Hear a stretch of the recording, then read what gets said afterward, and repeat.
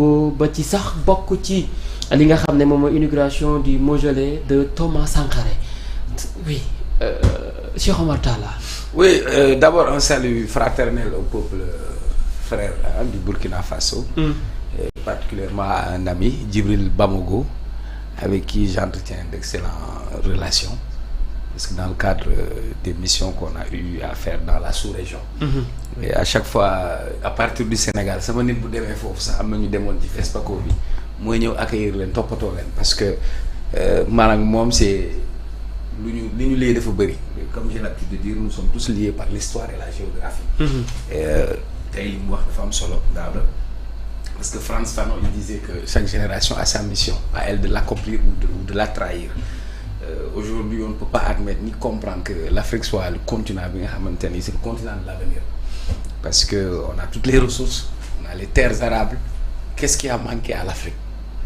Mais on se disait même, est-ce que l'Afrique ne refusait même pas le développement? Parce qu'aujourd'hui, même du point de vue des statistiques, en 2050, l'Afrique sera le continent le plus peuplé en matière de ressources humaines et de capital humain.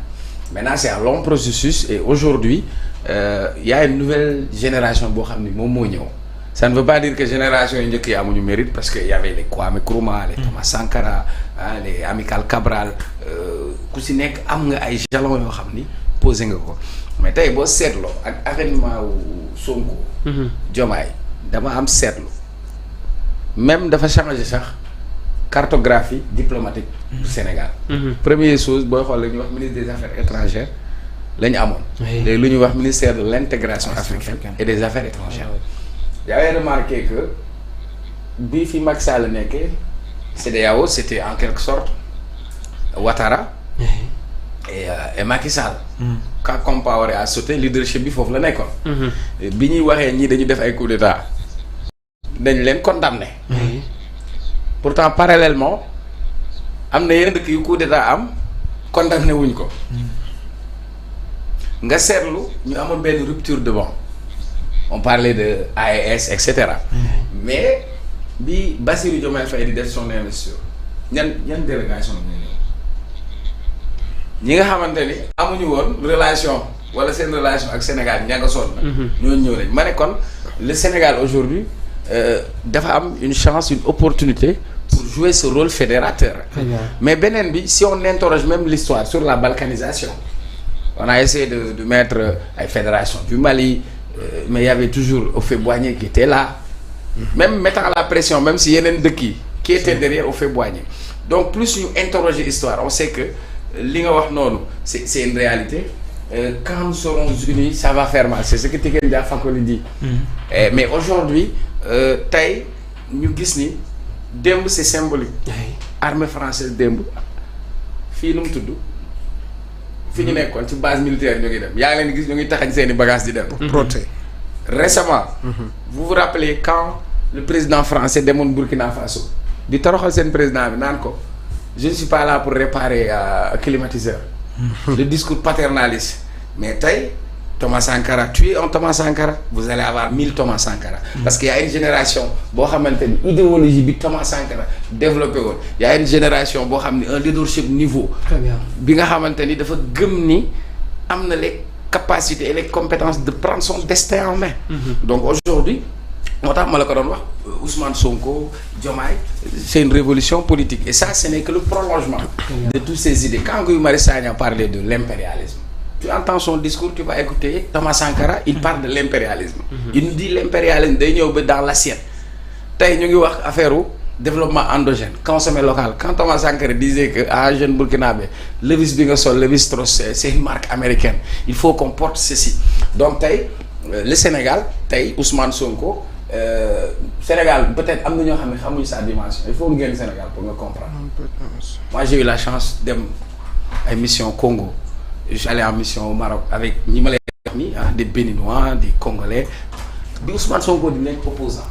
dem na fi si Cameroun. La première personne bi la mon frère au Sénégal comment ça va? Ousmane Sonko comme ça. Parce que il a créé un déclic. te boobu li ma lay wax nii il était opposant. ma amaat chance de mission. Je rencontre mes amis burkinabés, Djibril Bamogo et tout ça. Ils te disent que ñoom ils s'inspirent du parcours d'Ousmane Sonko. Ils sont parvenus à faire une révolution politique. Ils sont parvenus à apporter des idées yu ñu matérialiser maintenant loolu li mu ñu mën a won tey mooy olof ñaa ne ñu bokk tey ñooy laxasooy ay goj. ñu bokk ay gis-gis. Est-ce que dañu war a croiser les bras seetaan Burkina affaiblir wala dañu croiser les bras seetaan Mali affaiblir il faut que ñu xool nan la ñu mën a boole suñu ay doole boole suñu ay gis-gis ngir mën a jëmmal lii nga xamante ni moom la Kwame Nkrumah waxoon Africa must be united. Maintenant dans la démarche j'ai entendu le discours de Sonko mais avant son discours bi muy dem lan la yóbbu.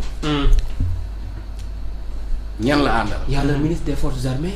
Ministre des Affaires étrangères, ministre des Forces armées, ak ministre de la Culture. De la culture des sports. Culture mooy jeunesse mooy sport. C'est assez indicateur. Si. Ça veut dire que li tax mu yóbbu ñooñ kon dans le cadre de la coopération. tey le Sénégal devra collaborer avec le Burkina. ci wàllu armée. ñu del yóbbu ay soldats mais est-ce que Sénégal expérience bi mu am mën na yóbbu ay conseil militaire parce que léegi les Français ne sont pas là. Il faut qu'on prenne notre destin en main. Sur le plan de la culture. On s'inspire et on doit s'inspirer du Burkina Faso. FESPACO boobu ngay dégg c'est Thomas Sankara qui l'a fait. ñun dañoo nekk fii xale di seetaan ay Bobo Diouf et cetera parce que ils vendaient leur cinéma et bu ñu ko xeeb parce que américains yi pour faire leur propagande grand yi njëkk yi koo si gis Paak Rambo lay wut parce que américains yi dem nañ guerre Vietnam ñu làbbali leen ils vont faire une propagande. Américains yi dem nañ Afghanistan dañoo mujjee daw génn si avion ils vont créer des films pour faire de la propagande. ñii à travers le cinéma c'est une révolution culturelle. Parce que dans toute révolution, il faut créer des idées, il faut émettre une idéologie, l'ancrer sur les populations, leur faire comprendre que c'est possible avec vous et pour vous. Donc pour moi, le fait que mu yóbbu ministère de la culture loolu rek am na lu mu la war a signifier. Mais ensuite dans son discours, ce que j'ai retenu, mu ne le Sénégal va continuer à collaborer avec le Burkina Faso, quelles que soient les situations. Donc loolu rek c'est pour montrer que le Sénégal est un petit pays, mais un grand pays. Par sa diplomatie. Et aujourd'hui, l'orientation diplomatique que nous avons, ce n'est plus diplomatie bi nga xam ne da nga doon dem pour tendre la main. Ce n'est plus cette diplomatie où nous on allait en position de demandeur. Aujourd'hui, am nañ ay ressources, am nañ ay potentialités, il y a un avenir fort. Donc, même dans la coopération, je ne parle même pas de win-win, mais c'est une coopération où toi, tu montres ton potentiel, tu montres que yow moom moo la soxla. Que les autres ont autant besoin de toi que toi tu as besoin d'eux. Et je crois que nous sommes sur cette logique. Et Ousmane Sonko, c'est un premier ministre, certes, mais aujourd'hui, son leadership du point de vue africain, il a cette dimension panafricaine où même au Cameroun, il y a un parti qui s'inspire de Pastef, qui s'appelle Pastef.